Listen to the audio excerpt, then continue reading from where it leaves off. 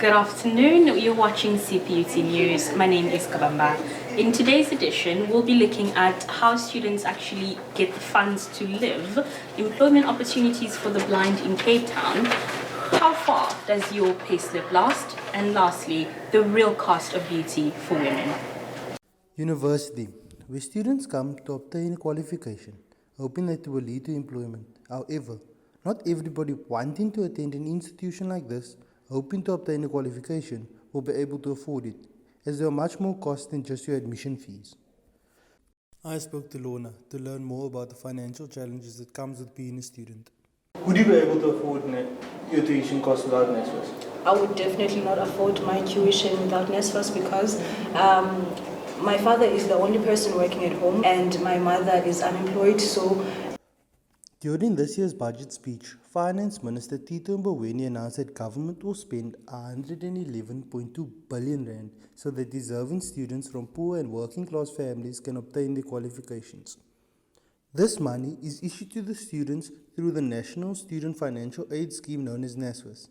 This will see the NSFAS budget increase from the 2019 budget of 30 million rand by a total of 81.2 billion rand. What help does NSFAS provide you? NSFAS helps me with tuition fees, accommodation fees, they give me food allowance and they give me cash. The money I feel like is not enough for me as a student because being a student goes beyond going to class and going back to res. You have to maintain a living, and maintaining a healthy lifestyle is very expensive nowadays. Paying for the gym, buying data, those are everyday life things that we have no control over, and NSFAS cannot provide everything for us. So I had to take it up to myself to find a job. So does having a job impact negatively on your studies? It most definitely does because I find it very hard to juggle the job and school. In 2019, NSFAS received 417,000 new applicants for financial support. We'll have to wait and see how many of those applicants will be successful and how they will filter down to the students for the 81.2 billion rand budget increase. For CPT News, I'm Ryan Kluti. And now we got Mariam at the Cape Town Society for the Blind reporting on employment opportunities. She has more. According to the CEO of the Cape Town Society for the Blind, Albert Drake, less than 3% of visually impaired and blind people are engaged with formal employment opportunities. Here at the Cape Town Society for the Blind, they provide skills for visually impaired and blind people.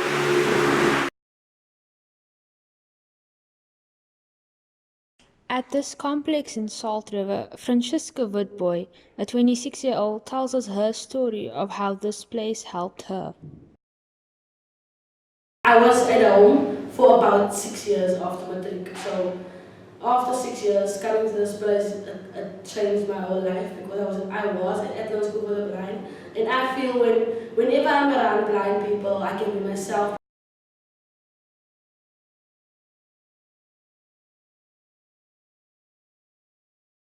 This is one of the areas on the complex that is operated by people who are blind or visually impaired. Things such as cots, chairs and canes are sold to maintain this complex, as well as fundraisers and donations. Vincent Daniels and Nurjuan Magoni tells us more. The area that is of my interest is to be able to talk, express, let people discover what the positive side is of people who we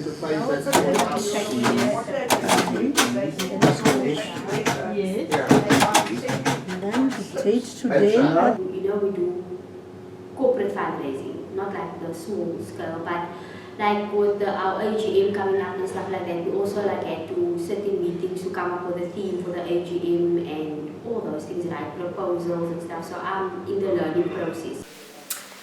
And South Africans are having disparities with the cost of living in this country, saying that the average paycheck does not sustain them. Zoe has more. Many South Africans complain about their pay only lasting for a short period of time after having been paid. On average, many have said that their paycheck only sustains them for about a week. we'll take a look into the disparity between pay and living expenses for young professionals.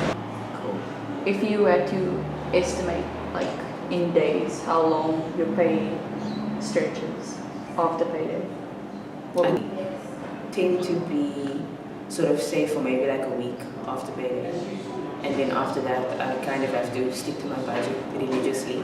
Okay, so does your current income cover all of your monthly expenses? My monthly expenses are my student loan. I have a credit card.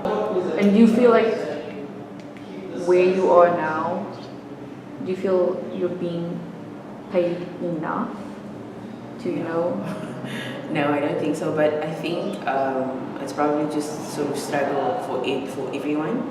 But I wouldn't be able to move out of my home, for instance, while I still have the student loan. Maybe I could maintain my credit card if I lived by myself, but not with the student loans or with rent. And the salary that I earn is not enough for me to qualify to buy a house. In South Africa, the average salary is 20,000 Rand per month.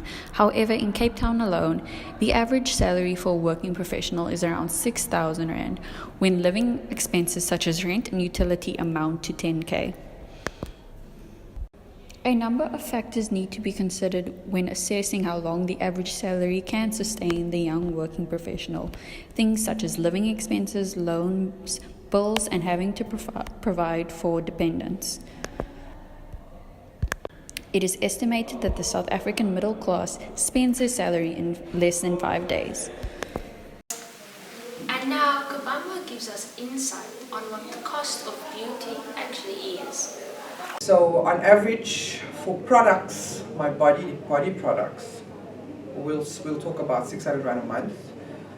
For my hair, weekly it will cost me 150 Rand, depending on what I do. If I do treatments, which is once every 3 months, it's about up to 800 Rand on the treatment. My nails, I have done every second week. My nails and my toes, that amounts to about 300 Rand. And once a month, I do my nails, my lashes, my wax, my toes. So I spend about almost like 1,500 to 2,000 Rand. An average amount for a month. To be honest, I would go broke. I'd spend my last of my money on my nails. The average salary in South Africa is about 20,000 Rand, but women are spending more than 10% of their total income on beauty products. The beauty industry is one of the most lucrative industries to be in. Estee Lauder, a company that owns iconic beauty brands such as MAC and Bobbi Brown, had a reported earning of $1.79 billion in the last year. From salon visits that cost up to 3,000 Rand to single hair pieces that cost up to 7,000 Rand, it seems that women are literally suffering for beauty. Okay, so basically Amazi is an NGO, a non-profit organization, and what we do, we groom young women who comes from disadvantaged backgrounds and give them the opportunity to have this platform. With the rising cost in beauty, it's very nice to see companies like Amazi, which runs as a non-profit organization, which helps women from disadvantaged backgrounds to get into the beauty industry so that they can earn a living. And that is it for CP.